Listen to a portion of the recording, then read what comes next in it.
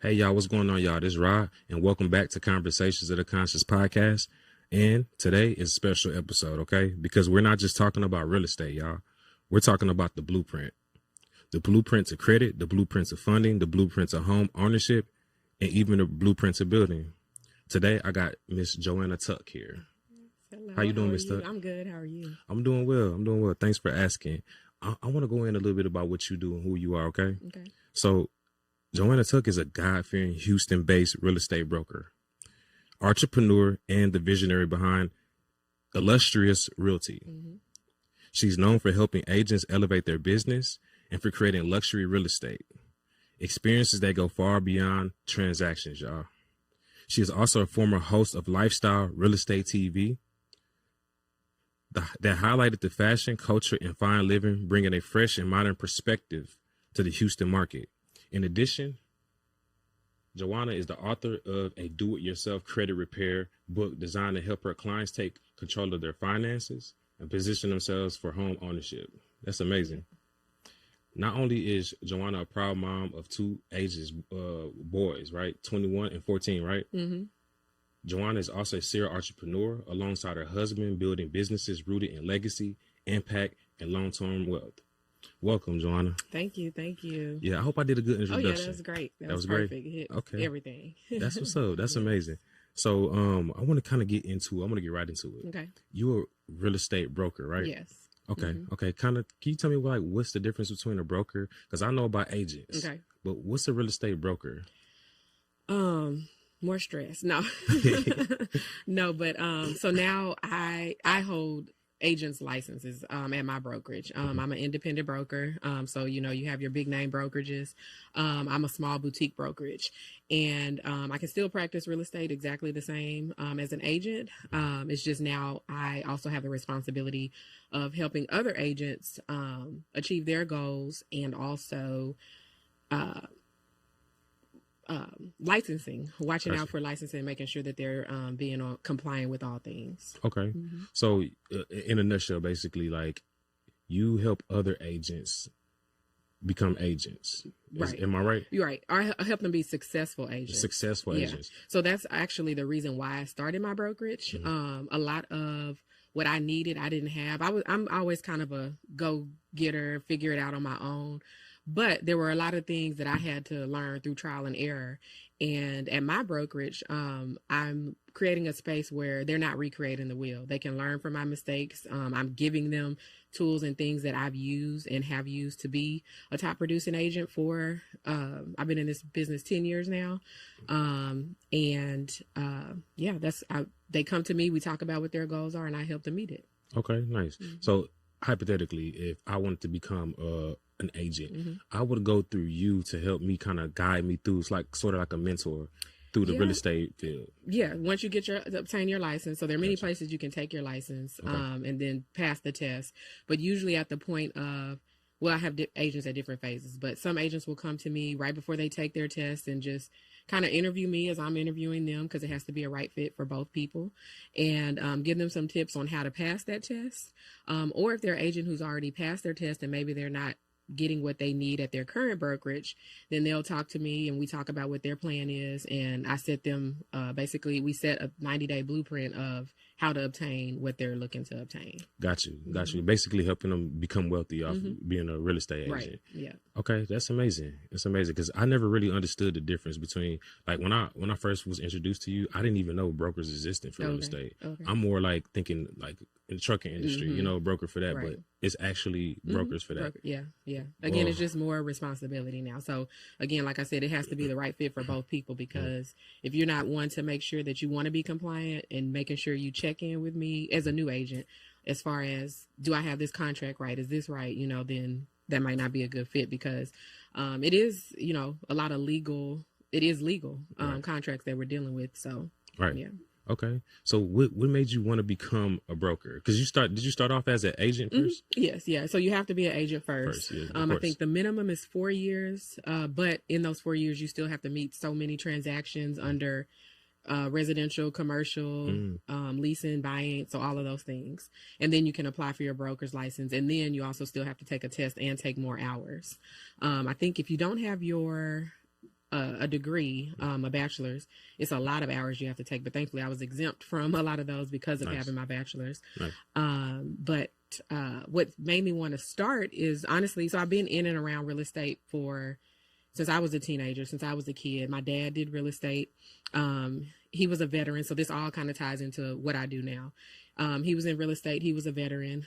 He actually did finance before real estate. Nice. And again, just being in and around real estate my whole life. I think 10th grade, maybe he got me a job as a admin assistant at Remax. So just again, kind of been in and around real estate my whole life. Ventured off. I did my own thing. I did HR for a while. But real estate still always kind of tugged at me. And my dad would always kind of ask, he had kind of been he had a stroke 20 years ago and kind of in a state where he couldn't practice real estate anymore, but he would always say things about real estate. So one day I got laid off in HR and I went and took my license, the fast track. I think I did it in a month, passed the test on my first try, thankfully. Nice. And got into real estate and never looked, well, I looked back for a little while. They called me back, hey, after about 6 months, do you want to come back? And then that severance package was kind of wearing out. So I was like, yeah, perfect time to come back. Did that for a while, but then I really took off in real estate. So I had to make a decision, corporate or real estate. And I enjoyed, like I said, real estate just period. But then it also gave me the flexibility because I have 2 athletes. So, to be more present with them.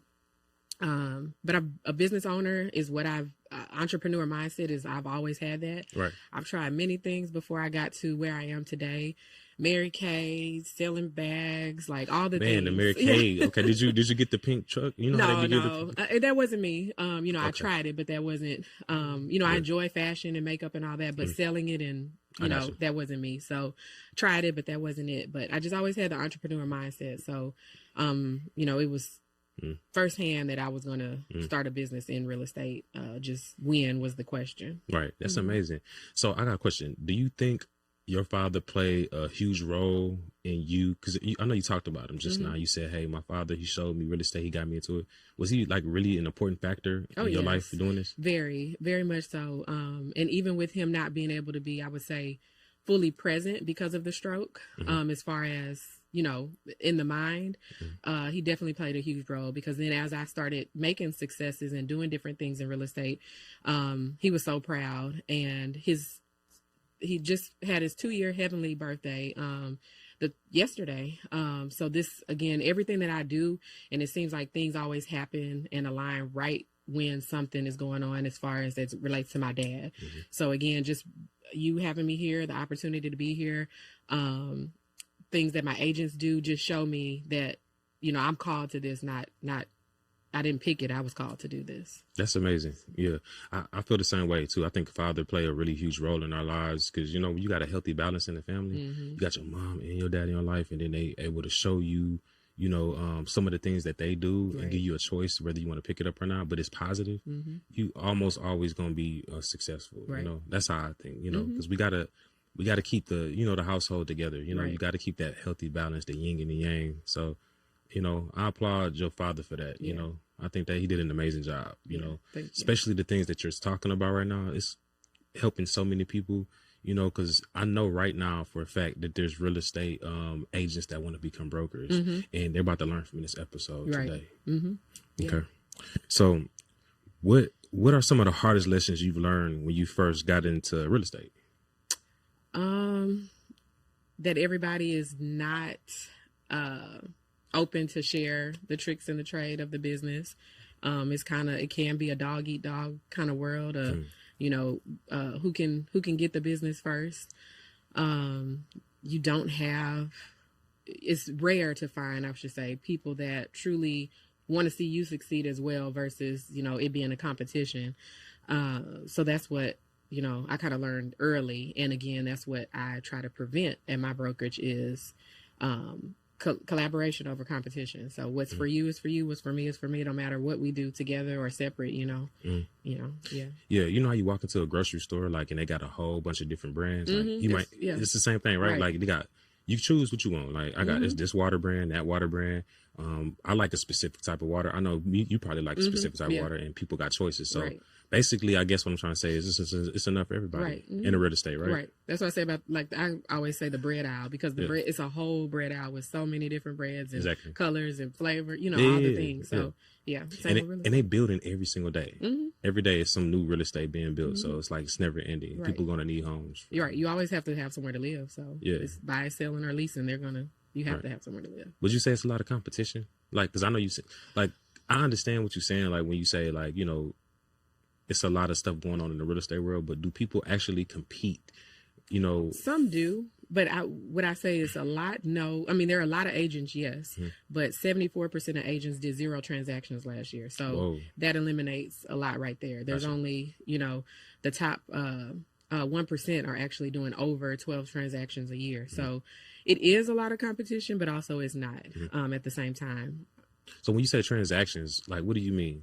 A transaction is considered when I sell someone a home, or I sell their house, or I lease them a property, or do a commercial deal.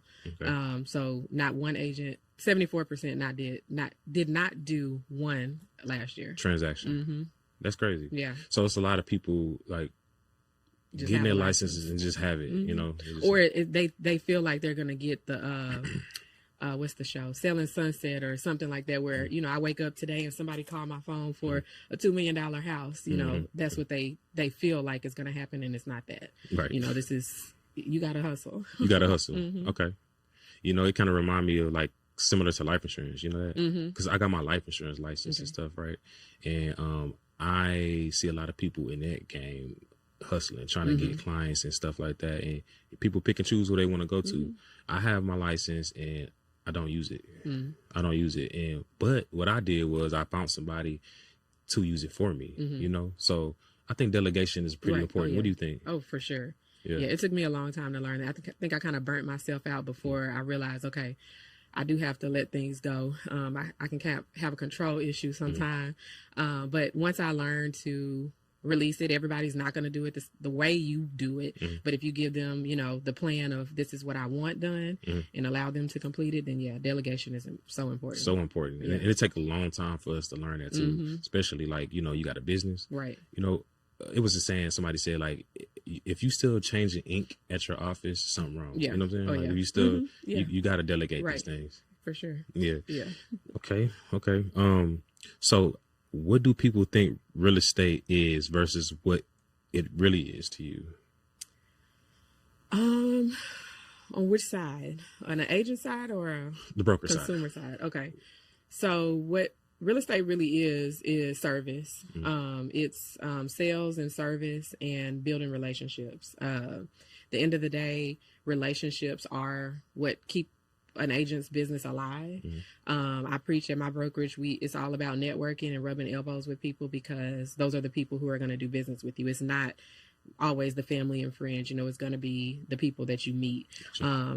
People do business with who they like, know, and trust. So you got to, you know, be in people's faces. You got to get them to know you and like you and trust you in this business, whether it be on social media or in person. But real estate is not easy. It can become easy, you know, but when you start, it's definitely a lot of building those relationships, meeting people. And then, you know, here I am 10 years later, and, you know, it's referrals now, clients coming back to you, and friends of friends. And sometimes they don't even know who and how they got my information, but somebody referred, you know, me to them. So, but definitely service, relationships, and sales. Okay. What is more important to you?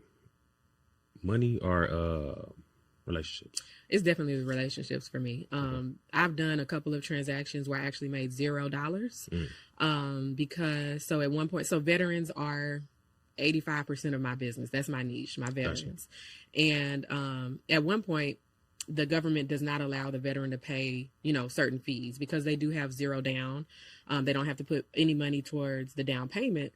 There are certain fees that the government does not allow the veteran to pay. It has kind of changed now, but at one point they can't. So there was a certain house my client found online on their own. They sent it to me, found out that they weren't offering agent commission on that property, but they really loved the home. So I explained to them, you know, the case, and they still wanted me to help them. and asked would I still represent them, even though I couldn't, get paid. And I definitely said yes. It's about what you want to be in the home, not about my commission.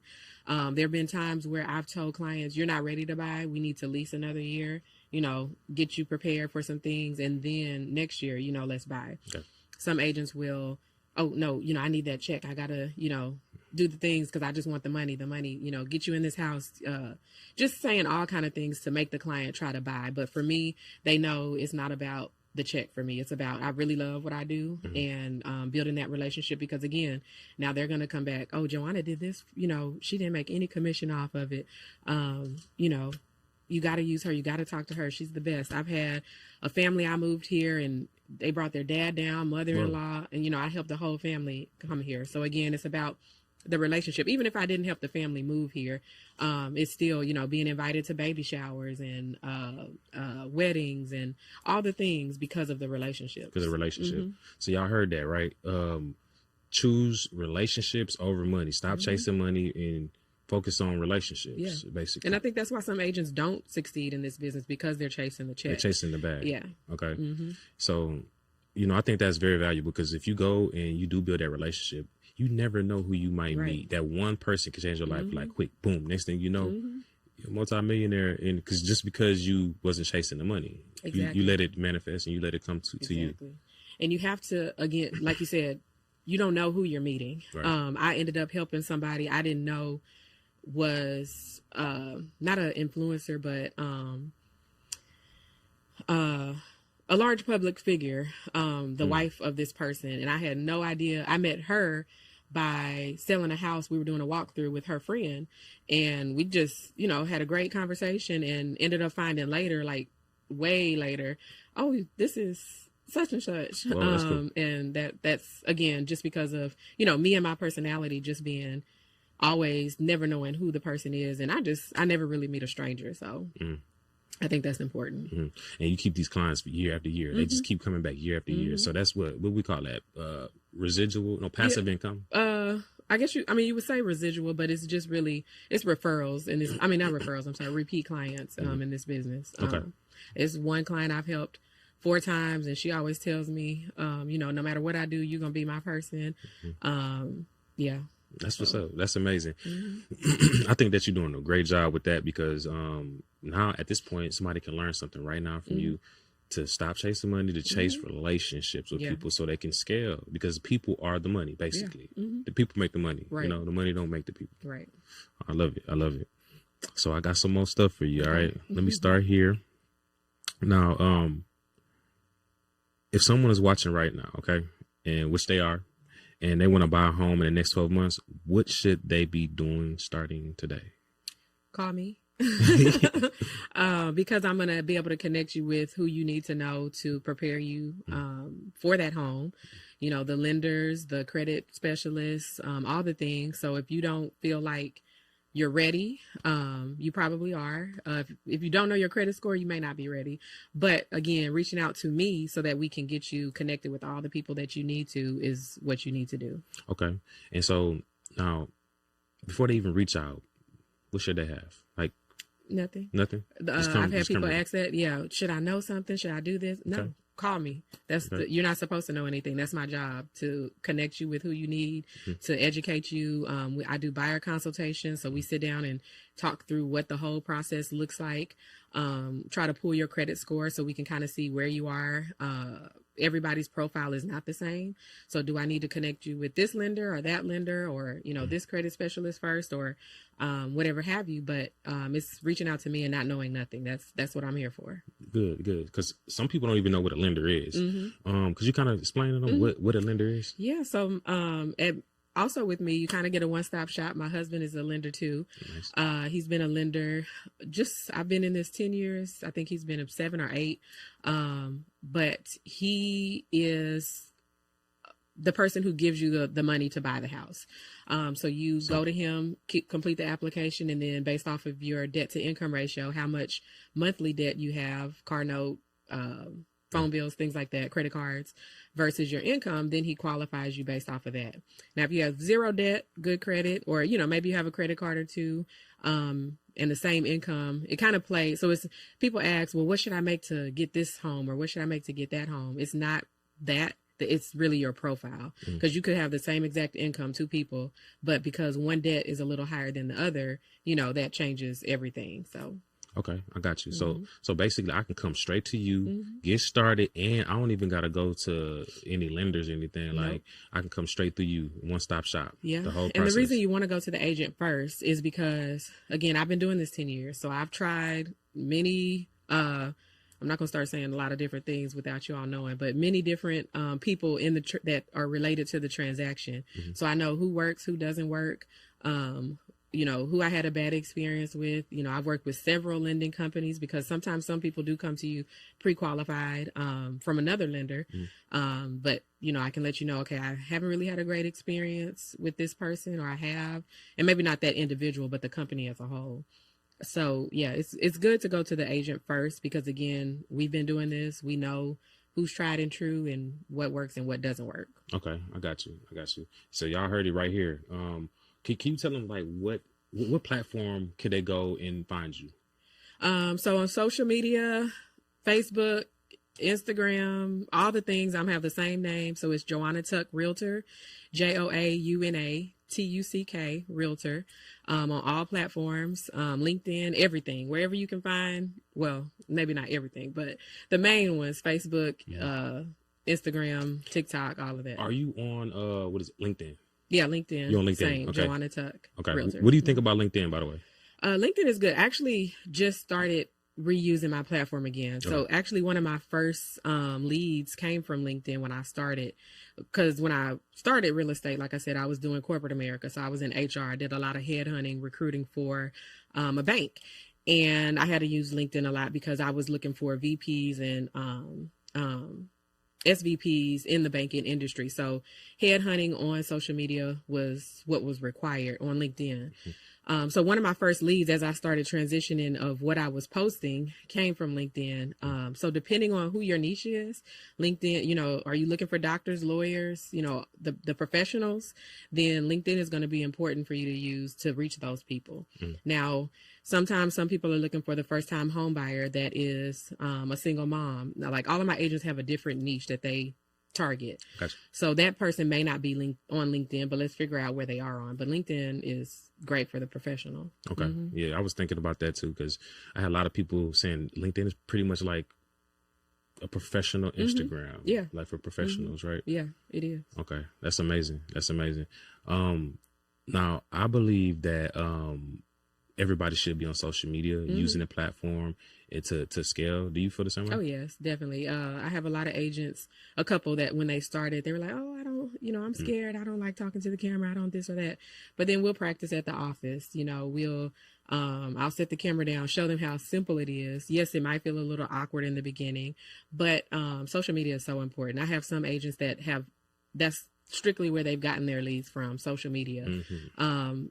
Recently I found a new makeup artist by searching hashtags on social media because I want a specific area. Okay. So looking up those hashtags, I'm trying to think who else I found. I found so many by looking up the hashtags, and some people have found me as well, relocating. I looked up Houston Realtor, and the top 5 posts I saw on there were from you, because every post that I was posting, I had that same hashtag in there. Cool. And I'm pretty sure you was at the top because you probably post a lot. Yeah. Okay. Yes. That's right. Because people have to go on social media, because I even do it while I'm acting like you might need a new chef, or it could be anything, and you go look on social media and then just depending on how they look, like as you were going to grocery store, like how we was talking, you might choose that brand depending on what they look and what you see, the background. What you see. If I go to your page, do I go to your page? You say you're a chef, but I go to your page and I only see pictures of you at the beach or something, Then that's and not a few little much. cooks here and there, but it's not consistent. You're not going to want to deal with that person. I get that. That's why you got to have a body of work. Right. Okay. Yeah, I like that. It's your resume. It's your resume. Before I meet you. Yeah, it's social resume. Yeah. That's a good one, right? Social resume? So, yeah. Has anybody ever said that before? Social resume? Yeah. I've Okay, heard, I so it mean, is a cause word. yeah, It's a thing. it's a Okay, thing. Yeah. okay. Uh-huh. Social resume. Yeah. I've had clients, even that have gotten my information, and I'll tell them, oh, if you go look me up and you'll see my review. Oh, we already did. We see, oh, we see you like Christmas. I love Christmas too. So again, they've already been able to relate with me because I'm posting things, I'm not just posting real estate. You got to know who I am too. So I'm posting personal things, lifestyle things, as far as I want to share with the world, but definitely sharing enough where they can still connect and make some kind of connection with me. I want to expound on that too. When you say you post things personally and stuff like that. Now, when you post it, do you post it yourself and you record it yourself and you just post it? Yeah, sometimes. Okay. It's not all about perfection. I know some people think everything has to be perfect. I think that's where the fear or hesitation with some people comes, because I feel like, oh, everything has to be perfect. It needs to be this or that. No, once you learn to get the right settings on your phone, you wouldn't know the difference sometimes from a phone and a camera. Okay. But no, I post, especially to my story a lot. I think most people who follow me know, like, one thing about me is that I love Christmas. So every time around Christmas time, or, as it gets closer, I'll have some of my friends on social media sending me stuff like, oh, the countdown to Christmas or things like that. Because again, I post so much about the things that I really love outside of real estate that they know me. Right. I love that. Cause I got a cousin. He's a chef, and he was doing a food review, and what he did was, before the food review, he actually was posting something with his son and stuff first. He was like saying the same thing what you were saying. Basically, I need to get people to see who I am as a person too. So I think that it's important to post, and it don't matter if there's imperfections, like you said, just post, right? Just post. Just post. Yeah, I think that's where the social media hole, or I don't know what you would call it, but when you go to somebody's page and I just see perfection, to me, sometimes that feels a little fake. It's not authentic you might be posting things that are authentic to you, but it's still not showing me authentic you. It's, kind of more reserved because it's not just, let me capture this moment real quick and post it. So, because people are not looking for perfection, they're looking for imperfections, really. Like, who's this person really? And they get to know you sort of kind of like if you're watching a movie and you can fall in love with a character. They get to know you on social media the same way, I would say, and like you said. Yeah. I even had some of the agents reach out because they followed me first, watched, what I'm doing at the brokerage with some of the agents. And then they'll reach out and say, I watched you for a little while before, because they want to know that what you're saying that you stand for and are behind, that really is who you are. And the only way to see that is by being authentic with what you post. That's amazing, because somebody right now out here looking, and they probably just scared to post. And right now, at this very moment, we probably helping them say, hey, you know what? I'm going to start today. I'm going to post something today. You might be a hairstylist and you do so good hair, like my daughter. She's very good at doing hair. And she could post one picture and she get like 50,000 views. And I'm like, can you just post you doing your hair? Because you're so good at it. And she's just scared to post. Yeah. And I'm like, daughter, you can monetize yourself. Doing what you love to do. Right. Same thing with real estate. Same thing with everything, right? Yeah, everything. Yeah, that's amazing. Okay. So, now, what's more important first, Joanna? Is it credit, income, or mindset? Mindset. Mindset's going to be first, because you have to go from either the I can't do it or it's too hard, switching that mindset to I can figure it out. Let me talk to somebody, it's just the next step, get mindset would be the first. And then of course, after you get the mindset, then credit. And maybe you don't necessarily get the mindset first, but you reach out to me so that I can help you get that mindset, because sometimes you do need somebody to encourage you and talk you through, that piece. So then comes credit, because for sure credit is power. Credit is king when it comes to purchasing a home. Of course, cash is first, but most of us are financing, and then that's where that credit is important. If you had $500 to your name right now, what would you do first? Would you invest in credit? Would you buy some food, or would you pay your bills? So again, I guess it would depend on where you are. Let's see, let's talk through. So have your bills been paid that month? If they have, and this is now extra, have you called me so that we can see if your credit needs to be worked on? If it does, then yes, okay, let's use that money towards the credit. Now, of course, you know, we got to eat. So if we haven't eaten, then we're going to put that first, no matter what. But credit and then if you have credit already, then it might only be that you need that $500 to secure your home under contract, depending on what I'm able to negotiate and what builder or lender and all of that we work with to get you right. To get you right. So you said, okay. So yeah, some people think you need $20,000-$30,000 to buy a home. That's not always the case. It is sometimes, depending on, you know, what you're purchasing, your price point. But somebody who's purchasing a $300,000 home in maybe like the inner Houston, inside the loop, you may only need $500 to get that home under contract. Now, that may not be all you need to get to the closing table, but to secure that home, get the process started, could potentially be $500. I've got it down as low as $99 during certain times of year. So to get something started for you, to get it started, at the least. Okay, I like that.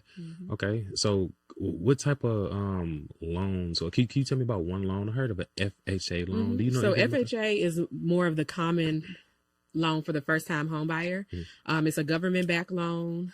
Usually, you require about 3.5% for your down payment. So whatever the purchase price is, 3.5% of that will be the down payment. And it comes with a little more leniency with the qualifying score, your debt to income ratios. All of those things can be a little more flexible with the FHA loan. Now, the minimum you need to be able to qualify is a 580, 560 in some cases, but I never recommend, even if you're there, to pursue moving forward with a 580 because you're not going to get the best rates and you're not going to open yourself up to the down payment assistance programs. Those, I think you need at least a 620. So, and even still a 620 and up is going to give you a better interest rate than it would at a 580. So, even with, again, the 3.5% of, let's say we're looking at a home that's 300,000, that's right around $11,000 probably that you would need for a down payment. But if you have that 620 and up and we're able to use these down payment assistance programs, then the government, this is essentially like another grant the government is giving, and it covers that down payment. So again, there are other fees in purchasing a home as well, but I'm just saying that to say we can get it as minimal as possible if you qualify for some of these programs. Now, if you make too much at a 620, even if you're at a 620 or above, sometimes you can't qualify. So there are certain things that you still have to meet to qualify for those grants as well. Okay. So I'm a first time home buyer and I'm afraid, like, I'm thinking my credit score is not good enough. Is it more about the credit score or the way it's built out? Or because I know banks are looking at, all right, this person, what if this person got a 750 credit score, but they have no credit lines on it? They don't got no trade lines and they don't got no credit history. Yeah. But then what if somebody got a 600, but they got 20 trade lines all paid on time, right? They got 10-year, 15-year credit history. Does that matter? Yeah. So of course you have to be able to show the lender that I'm able to I'm giving you this huge loan. So are you responsible enough to take care of it? So they're going to want trade lines, credit card.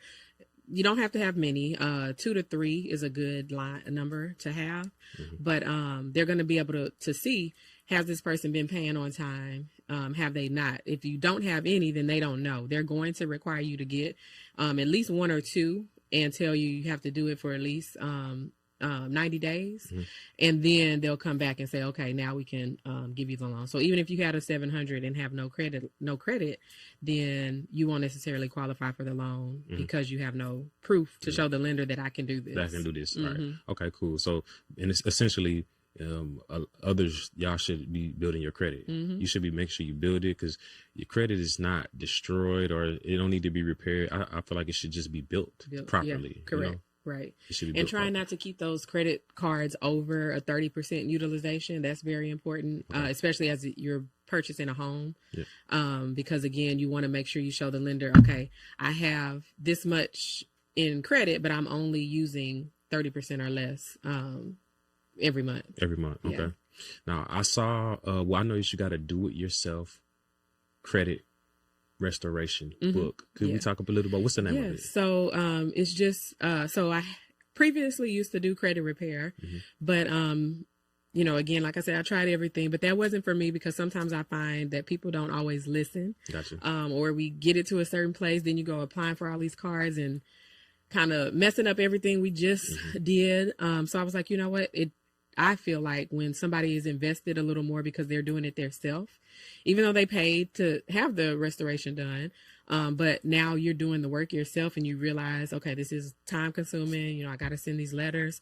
Sometimes they listen a little more or follow through with it doing it themselves. So because I pulled back, it was Tuck Financial Solutions. So it's just the Tuck Financial Solution.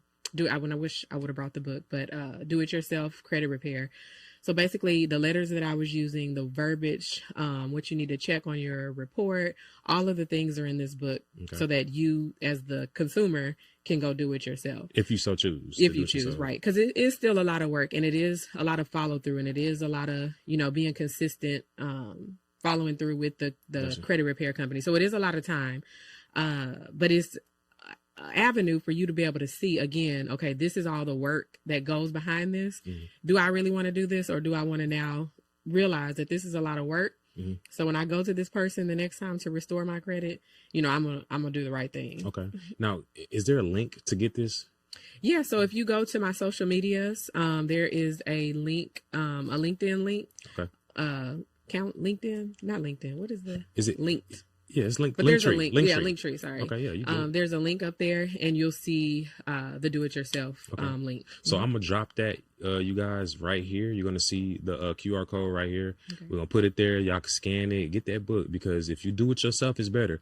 Now we can help you. You know, we can help. You know, but at the end of the day, you know, if you do it yourself, not only will you learn, you could teach somebody else, and then you could replicate the recipe, right, and create your own ebook, right, and make money, right. Or even start your own business. If you see, you might do it for yourself and realize, you know what, I like this, or you know, and create your own business from it. Yeah, exactly. Yeah, I love it. So now before we continue, I want to talk about what we're drinking today on this podcast. Okay. Today we have sea moss gel and sea moss infused lemonade. We have mango sea moss and we have soursop sea moss lemonade.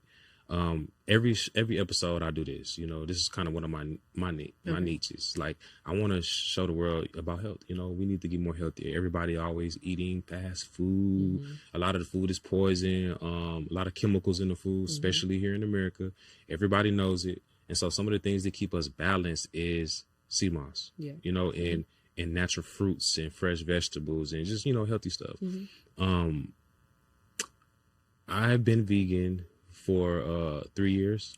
I stopped because I started losing a lot of weight. So if you're gonna do vegan, you got to make sure you balanced. And so I'm kind of on and off now, you know what I'm saying? So I balance myself. But I eat more fruits than anything, you know what I mean? So I try to keep a healthy balance with that. So I want to kind of go into what sea moss is. Have you ever heard of sea moss? Yes, okay. Yeah. So we know that sea moss is a natural sea algae that contains like 90 plus minerals. Our body is made up of 102 minerals. And so sea moss contains 90 to 96 of it. So you can essentially eat just sea moss for the rest of your life if that's all you want to eat and still, you know, survive and stuff like that. And now it's giving you all the minerals and nutrients that you need and stuff like that. So what sea moss is it's good for energy, digestion, your immune system support. And then also it's fused with mango, which is high in vitamin A and vitamin C. The soursop sea moss is more for antioxidants, inflammation, and immune support. So that's more of a healing and recovery type drink. So this is all healing type infused stuff. I'm going to show y'all a little bit. If you're looking for this, we're going to taste it first. And I'm going to tell y'all where we got it from. You ready? Let's do it. So I got soursop lemonade. What you got? And I have mango lemonade. Perfect. Now, if y'all looking for this, I got it from Roots by Nature Organics. I'm gonna try to put it and let it scan in there. Y'all can see it. They're located on 508 Murphy Road, and you can find them at Roots by Nature Organic on Facebook, Instagram. Okay, you ready? Okay. Let's try.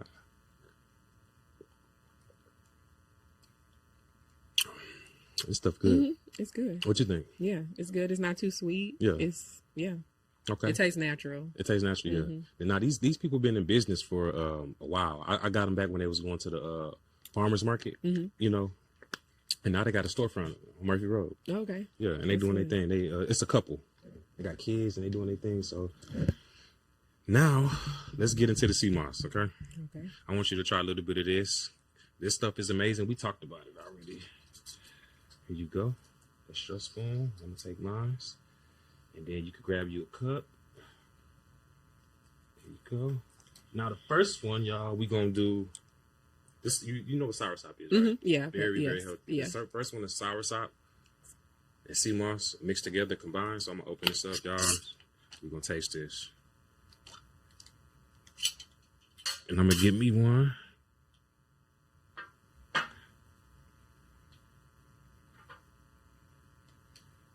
right, just for you. Mm-hmm. All right, let's do a little taste test on this. Okay. It smells spicy. Yeah, it does have a little. Damn. Mm-hmm. Hey, that's amazing. Yeah. Hold on now. Y'all doing That's something. good. Okay, this might be my favorite one now. Okay. Almost like a jam taste. Right, it's a jammy Like, taste. mm-hmm. Yeah, I like that one. And then I feel like that we should try this last one, okay? Okay. Let's do this one. This one right here, we got elderberry and turmeric. Okay. All right,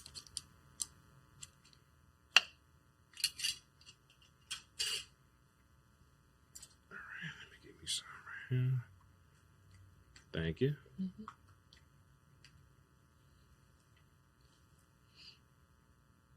A little bit right there.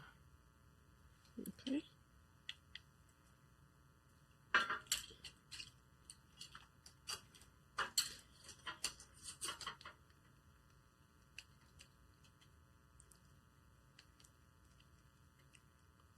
What you think about that? That's good too. It's spicy. It has a little, It got a tang a to little it. cinnamon spice type. Yeah. I like the soursop one more. Yeah. But this one is amazing too. I won't go against it. Okay, thanks for trying that. Yeah, that's a little spicy. Yeah, it's spicy. I can still feel the spice right now. But these lemonades, y'all, Yeah. they got to taste them. So if you don't know about sea moss, again, 90 to 96 minerals.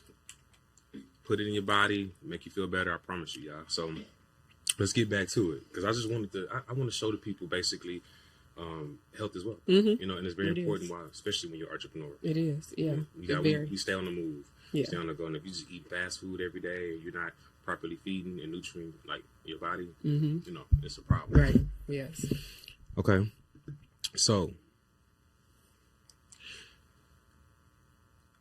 if you're looking for this, remember, roots by nature, okay? So let's get back to the real estate game for a second. So if someone's trying to get approved for a home with a credit score, should they realistically be trying to get a good credit score, like how we talked about? Yeah. Yes, for sure. So if you're at a stage right now where you know I haven't really done anything to work on my credit, you know, credit has just really been a second thought to me. What I would suggest is going to get a secured card, maybe. That's where you can start. Credit Karma is good for not necessarily credit monitoring, because usually the score is way off on there. I've seen it as much as like 120 points off from the actual score. But it's a good source to monitor as far as, am I making payments on time? What credit cards are good for me at this point? So it does give you options. It'll say, you know, it'll suggest cards to you, which ones are easier for approval and harder for approval at where your score is showing on there. So Credit Karma is good for that. I would say at least get two secured cards. Again, this is if you have had no credit and have not done anything. So a secured card is going to be, usually they're around $300. So what that means is essentially you pay them $300, but now you're using your $300 as credit. So if anything ever happened and you didn't pay, of course, they would keep that money, but now it affects your credit. So the goal is to pay that $300 and start using only, so we're not using over 30%. So not over, we said $300, so not over $90 a month. So maybe fill up your tank. Then the next month when it's due, pay that off. The next month, fill up your tank again or buy yourself lunch at work a couple of times a week. And again, just make sure you pay it off every month, but try not to use over 30% of that card. Okay. Do that for at least 90 days and you're going to see a change immediately in your credit. But that's where you should start for sure. Do you have any good suggestions about first time credit cards that someone should obtain? That's why I say the Credit Karma app. Credit Karma because app, okay. Usually they're going to give you the suggestions, or if you've been banking like with Chase or somebody for a while, sometimes they'll do secured cards or even a loan against your money. So it's almost like a secured card, but it's a loan. But again, you're going to pay them $300 and then they're going to loan it back to you. I know it sounds odd, but if you have no credit, people have to start trusting you. So the only way to trust them is they're going to ask you to put your money up front, right? Because they know it's your money. You're going to be a little more careful with it. So your bank or Credit Karma. Okay. And you ever heard of Self? Self? Yeah. No. Self is a good one too. It's Okay. like how you said Credit Karma. Self is like a credit building platform. Oh, okay. No, I haven't heard of that. I tell a lot of my clients to go there first because not only do Self let you pay them like $20, $35 a month, they save it for you as like a loan, right? Okay. And then they give it all back to you, or you could turn that into a credit card. Okay. And then they give you a credit card. So now you got a loan and a credit card with them. That's and you're good. paying that on time. Really Well, amazing yeah, platform. I'll look into that so I can refer that one too. Yeah, for sure. That's a really good one. So do you think more people should focus on buying a home first or investing in real estate first? So those are kind of one and the same, because usually the first investment that people make when it comes to real estate is going to be purchasing your own home. And with that home, once you've been in it a couple of years, that equity that you've built, which is now, let's say you bought your home for $300,000 and then 5 years later, now it's worth $350,000. So now you can do two things. Either sell that house, take that equity and now buy a bigger home, which again, you're just going to turn around and do the same thing with that. Or you can take a loan against your current home and pull that out and now invest in real estate in a different type of way. So again, if I have a $50,000 equity mark and now I've also been paying on my loan for 5 years, then I have equity that I can pull out of that property and use that money for something else. I got you. Now, equity, a lot of folks here, like, I'm going to just pretend. I don't know what it means. What is equity? If I'm pulling equity out of a home, you basically saying I can get money from a home and go and reinvest it? How is that possible? Right. So over time, things appreciate, just like gold has changed in value over the years. Right. So things appreciate. So your home does the same thing. Your home over the course of years will start to appreciate. And then what some people do, it depends on what type of person you want to be in real estate. Some just are primary resident investors. They don't choose to be a landlord. They don't choose to invest in real estate any other way. Their primary residence is their investment. So I can either, again, I purchased that first home. 5 years later, now I have $50,000 in equity. Nice. I'm going to sell that home and I'm going to take that equity and now buy my bigger home and use that, to purchase the larger home. I got you. But Joanna, so you said 5 years. Why did it go up in equity? Just because you had it for 5 years, though?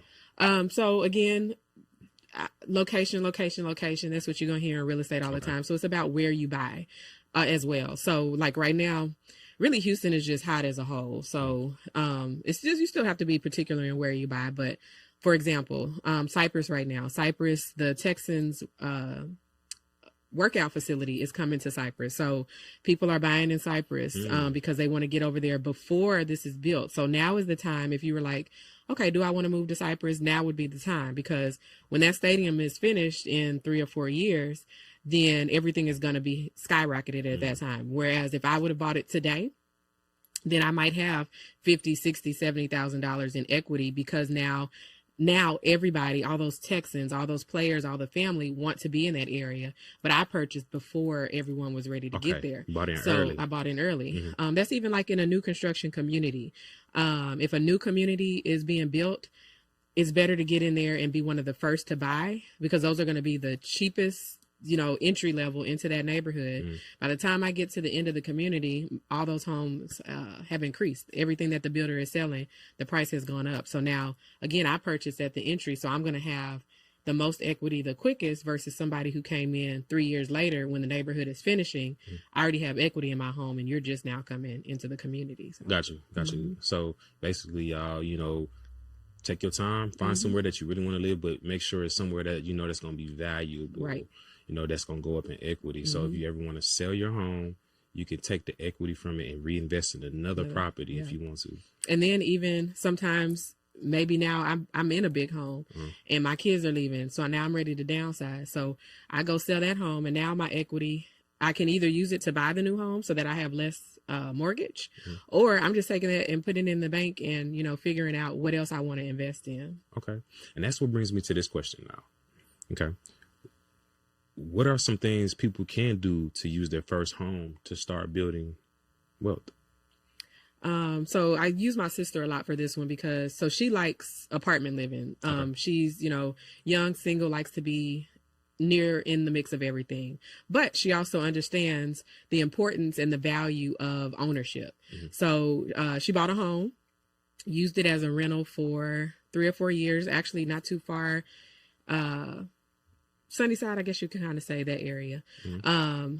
Bought that home 5 years ago, had a tenant in it. Now you don't always get great tenants, but thankfully she got a good tenant and had that same tenant almost the whole 5 years. Took that equity, then decided, okay, now year 5, being a landlord is not completely what she wanted to do, but now she sold that home, put the money in the bank, but now she's coming to me saying, okay, we're ready to buy the next property. What can I do now? A duplex or multifamily. So figuring out just how you can invest in real estate, even again, if you don't necessarily like living in a home by yourself, a single family home, still figuring out a way to invest and make it work. Because again, if it takes minimal to enter into purchasing a home, why not still purchase and figure out how we can utilize that purchase and, use that money to now save or invest in the stock market and just to continue to build wealth for your family and grandkids. And right, I got you. Because if you leasing or something like that, you basically paying somebody else, and then you're building their generational wealth versus your own. Exactly. I always say it's just think of the idea. You taking that money. Yes, it's keeping a roof over your head, but you taking that money and just flushing it down the toilet, because for you, it does nothing except keep the roof over your head, which of course we need that. But if I'm investing in it and I'm paying that same money to a house that I own, I'm essentially now doubling that profit, because again, when I go to sell it, I'm making back what I've put in for my mortgage, as well as making that additional equity on top of that. So yeah, that's very important. You don't want to flush that down the drain when you can definitely be building for yourself. And that's what brings us back to why you should start building your credit. Take some of that money and start investing in your credit first. I tell a lot of people, man, look, credit more important than food at this point, because I mean, you're going to be stuck in the same cycle. Like, you're going to be steady paying rent over and over again. You're going to, get behind probably, or you're just going to be stuck right where you at, where you can't obtain what you need to build your generation. And I think some people don't realize sometimes how important credit is. They feel like because they're not utilizing it or using it. But again, that goes to that mindset shift as well. But I had a client that worked really hard to get her score to a certain point. Had some things happen, not on purpose, but sometimes life happens, and then that score dropped far. It dropped really low. And then now when we're applying, even just for rental homes, some landlords, make it super hard to where you almost need to just purchase a home. But saying that to say, she didn't realize how a score can sometimes minimize you, despite the whole scope of who you are as a person, your bills, and them not realizing, okay, do you see this long history of on-time payments and life happened right here, but I'm still now continuing to do what's right. So I don't think, sometimes apartments kind of don't push as hard as what you need for your score and your background and all that, versus a home, even just renting a home, again, is going to be a lot harder than an apartment. So that score is I'm saying that to say just that score is so important. That it's definitely important to start working on it sooner than later. Right. Because, they're going to go out to eat. You're going to go buy some new shoes. You're going to buy that TV. Tax time come around, people going to buy a new car, new TV, but they just forget about the credit. Right. But if they didn't forget about the credit and they invested in the credit, they can get more 10 times more Right. cars, 10 times more Right. TV. If that's what you Exactly. choose to buy, Mm-hmm. you have more, you know. Right. Mhm. Again, it's that mindset. So shifting from what I want right now into what do I want in the future? You know, am I sacrificing that TV today, like you said, to get 5 more later? And are my friends calling me? Let's go eat tonight. But that $200 to go eat, you know, if you're going to sometimes stepping outside just to eat, you know, can cost you $150 or so. So do I sacrifice going to eat with them tonight because I want to use that money to invest in my credit, to get that secured card? Just making short-term sacrifices for long-term future. I got you. I understand. So I got to fast forward. I'm gonna call this the fast forward. Okay. This is fast forward questions that I want you to, you know, give me some answers to. Okay. You got me? All right, cool. What does wealth mean to you? Wealth means to me not short-term gratification, it's long-term investment. Wealth means to me that if something were to happen to me today, tomorrow, that my child will still enjoy the life that I've given him tomorrow and, you know, in the future without having to lift a finger, you know. Thankfully, he still has in his mind that he has to work. But I'm saying that, you know, it's not just real estate, it's life insurance, it's building trust, it's getting all of these things that we don't always as a culture do or know or educated about, but figuring out what do I need to do to take this $10 today to secure it for $100 extra for my child tomorrow. And I'm saying that on a small scale, but using our income, it doesn't matter what level you are, where you are with your salary, you know, 5 figures, 6 figures, 7 figures, doing what you can today to invest something into the future of your children and grandchildren. I like that. I like that. You ready for the next one? Okay. What does ownership mean to you? Ownership means I don't have to answer to nobody. Ownership means, so for me, that's also the difference in what I do today from when I was in corporate America. Ownership means I control my schedule. I control what I do. I control my land. I control my property. So I own it. I don't have to ask my landlord, can I paint this wall? You know, I can do what I want to do.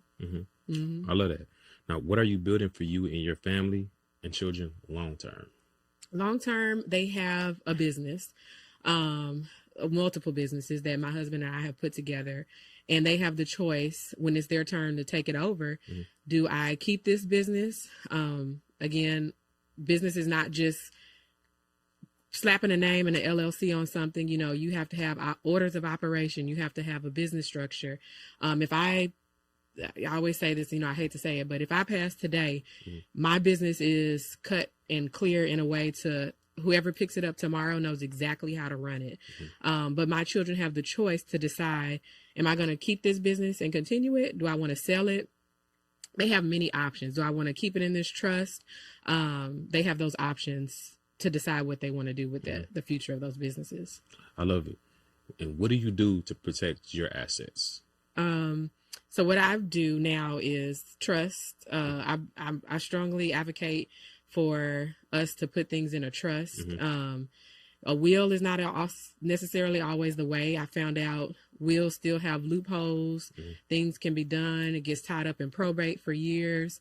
So you want to have things in a trust. What type? Not just irrevocable or revocable? It depends. So that I would say the lawyer, once you talk to the lawyer, have to answer for you for your specific needs. But I lost my point. But having it in a trust is not just thinking about, you know, the future when death does happen, but it's also as a business owner, if something happens, you know, but if something were to happen and somebody needed to try to sue you, you know, they can't come after you. They're coming after your business.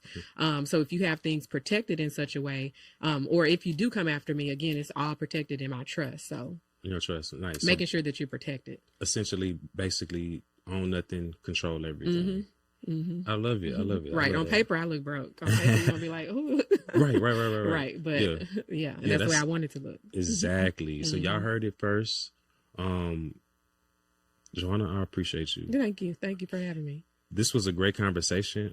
again, I appreciate you for coming and really giving the blueprint, because a lot of people need the information. A lot of people need to hear what you had to say and how to protect their assets, what they want to do when it comes to being a broker, what you need to do as far as investing in yourself, what you should do as far as getting your credit together. This conversation is going to help the audience, and I know it's going to help y'all at home. So if you're looking for anything, I'm going to let you go ahead and give your social media handles over so you can hit you up. Where we can find you again. So it's again Joauna, Joauna Tuck Realtor, on all social media platforms. You can click the link in my bio to schedule consultations, to schedule a one-on-one about purchasing, to schedule homeownership, with all the questions. You'll see multiple links there. Or you can send me a DM, and I'll be able to see that as well. We have my assistant who will take care of it and respond to you. Not too big to say I'll respond to the DMs. I'll do that as well. So, but what I will say, one last little note is, find what you love, and it's not a job. Find what you love. Don't let social media, fool you into thinking that you have to be an influencer, or you have to look a certain way, or you have to know. Be true to who you are, and what's for you will come to you, and you'll figure it out. Like I said, we've tried many businesses. We've been in trucking. We've been in all the things, figuring out what we love to do. And once we found it, it's not work anymore. And it's something that you love to do. Right. On from there. All right, y'all. Okay.